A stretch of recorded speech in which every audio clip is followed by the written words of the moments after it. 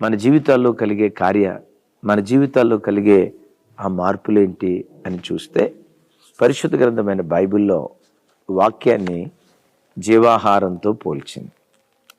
లోకంలో శరీర సంబంధమైన ఆహారం శరీరాన్ని పోషించడానికి ఉపయోగపడుతుంది. ఒకవేళ ఆహారం తినకపోతే శరీరం బలహీనమైపోద్ది కదా, శరీరం బక్కచిక్కిపోతుంది కదా. అదే దేవుని వాక్యం కూడా జీవాహారం. ఆత్మలో నువ్వు బలవంతుడు కావాలంటే ప్రతి దినం దేవుని వాక్యాన్ని మనం చదివేటువంటి వారిగా ఉండాలి. క్రైస్తవ ప్రపంచంలో జార్జ్ ముల్లర్ గారు గొప్ప దైవజనులు. ఆ దైవజనులు తన జీవిత కాలంలో 200 సార్లు బైబిల్ చదివి పూర్తి చేశాడట. విచిత్రం చూడండి, ఆ భక్తుని జీవితంలో 200 సార్లకు పైగా బైబిల్ చదివి పూర్తి చేస్తే నీ భక్తి జీవితంలో కనీసం ఒక్కసారి కూడా బైబిల్ చదివి పూర్తి చేయకపోతే ఎంత దైవాసక్తి లేని స్థితిలో మనం ఉన్నామో ఆలోచించండి. ఆ దైవజనుడు 100 పర్యాయాలు బైబిల్ చదివి పూర్తి చేసిన తర్వాత ఈ సంగతి అనేకులు ఎరిగి ఆయన ఎద్దకు వచ్చి ఒక మాట అడిగారు. అయ్యా జార్జ్ ముల్లర్ గారు, 100 పర్యాయాలు బైబిల్ చదివి పూర్తి చేశారు కదా, బైబిల్ను గూర్చి నీకున్న జ్ఞానం ఎంత? బైబిల్లో నీకున్న జ్ఞానం ఎంత అంటే ఆయన చిరునవ్వు నవ్వుతూ ఏమన్నాడు తెలుసా? సముద్రంలో నీటి చుక్క ఎంతో బైబిల్ గూర్చి నాకున్న జ్ఞానం అంతా అన్నాడట. 100 సార్లు చదివిన వాడికే సముద్రంలో నీటి చుక్క ఎంతో బైబిల్ గూర్చి జ్ఞానం నాకంతా అన్నాడంటే, చెల్లి, తమ్ముడు, ప్రియతల్లి, అన్న, జీవితంలో కనీసం ఒక్కసారి కూడా నువ్వు బైబిల్ చదవకపోతే మరి బైబిల్ గురించి నీకున్న జ్ఞానం ఎంతో ఒకసారి ఆలోచించు. ఎంత సిగ్గుగా మనకు అనిపిస్తుందో కదా. ఆ భక్తుని యొక్క జ్ఞానం ఎదుట మన భక్తి తేలిపోయేటట్లుగా ఉంటుంది కదా. అందుకనే ఈ రోజు నుండి వాక్యం చదవటం ప్రారంభించు. జీవితకాలం అంతటిలో ఒక పర్యాయం కూడా బైబిల్ చదివి పూర్తి చేయని ఆ దైవాసక్తి లేని ప్రజలు ఎంతోమంది లోకంలో ఉన్నారు. నేను కించపరచడానికి ఈ మాట నేను చెప్పట్లేదు, కానీ క్రైస్తవ ప్రపంచం ఆలోచించాలి అని ఈ మాట చెప్తున్నాను. ఓ ప్రాంతంలో నేను వాక్యం చెప్తున్నాను. అక్కడ ఒక పెద్ద ఆయన కూర్చొని ఉన్నాడు, 70 సంవత్సరాలు పైబడిన ఆయన. విచిత్రం, తాతల ముత్తాతల కాలం నుంచి క్రైస్తవ కుటుంబం. ఆయన కూడా ఏదో అప్పుడప్పుడు చెప్తారు, 40 సంవత్సరాల క్రితమే బాప్తిస్మం తీసుకున్నానని. అంటే 40 సంవత్సరాల సుదీర్ఘ విశ్వాస జీవితం జీవించిన వాడు. నేను ఆ రోజు వాక్యం చెప్తా, యాకోబు 2:13 అన్నా. ఆయన ఆ పెద్ద ఆయన ఆదికాండం వెతుకుతున్నాడు. నాకు డౌట్ వచ్చింది, 70 సంవత్సరాలు పెద్ద ఆయన కదా, కాస్త వినపడలేదేమో, పెద్ద వయసులో కాస్త చెవుడు ఉంటుంది కదా, వినపడలేదేమో అని కాస్త స్వరం పెంచి యాకోబు 2:13 అన్న. ఆయన ఆదికాండమే వెతుకుతున్నాడు.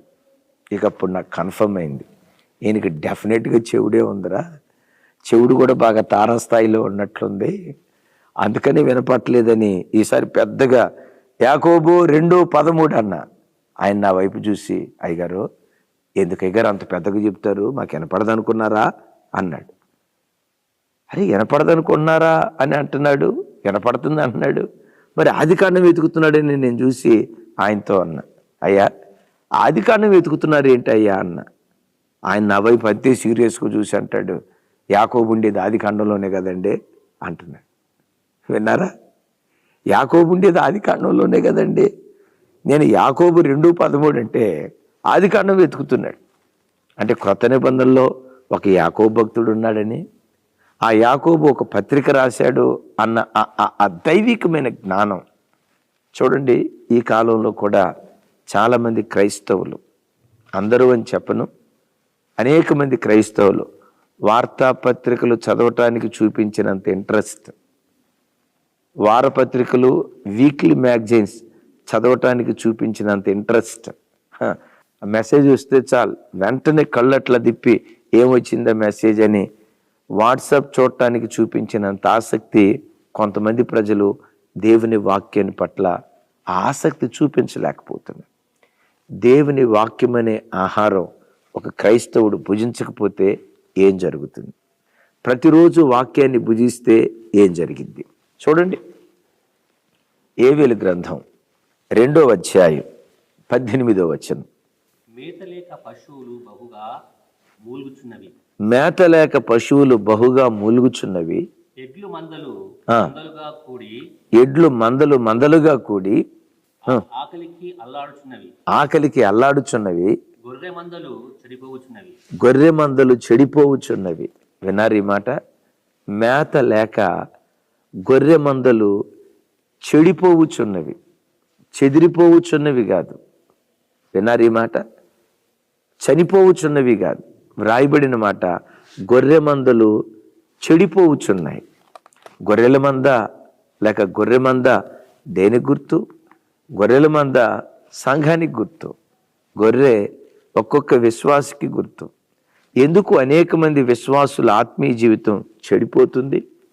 ఒకప్పుడు మంచి భక్తి జీవితం జీవించిన వాళ్ళు, మంచి భక్తి జీవితం బ్రతికినటువంటి వాళ్ళు కొంతకాలం తర్వాత ఎందుకు ఆధ్యాత్మిక జీవితంలో చెడిపోతున్నారో తెలుసా? మేతలేక. వినరా?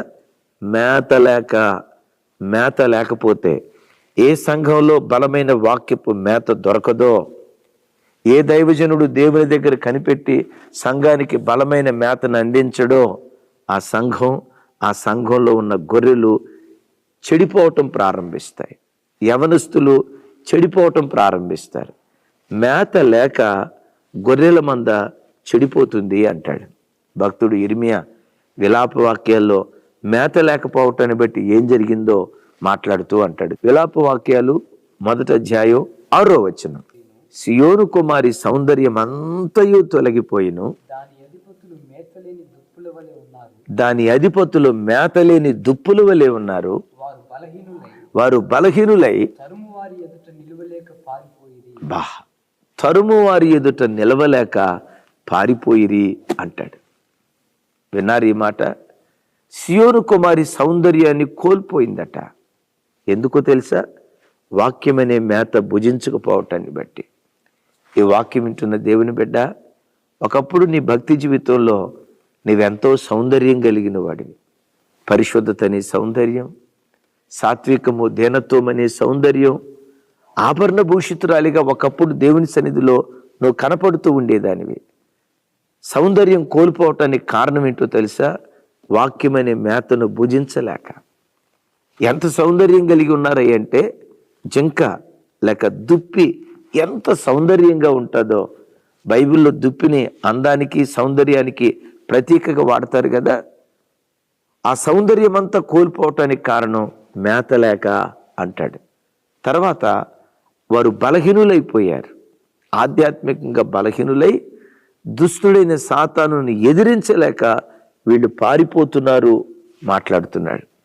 ఈ వాక్యం వింటున్న నీ జీవితంలో చెడిపోవటానికి కారణం, సౌందర్యాన్ని కోల్పోవటానికి కారణం, బలహీనుడు అవటానికి కారణం, సాతాను చేతిలో ఓడిపోవటానికి కారణం మేత లేక.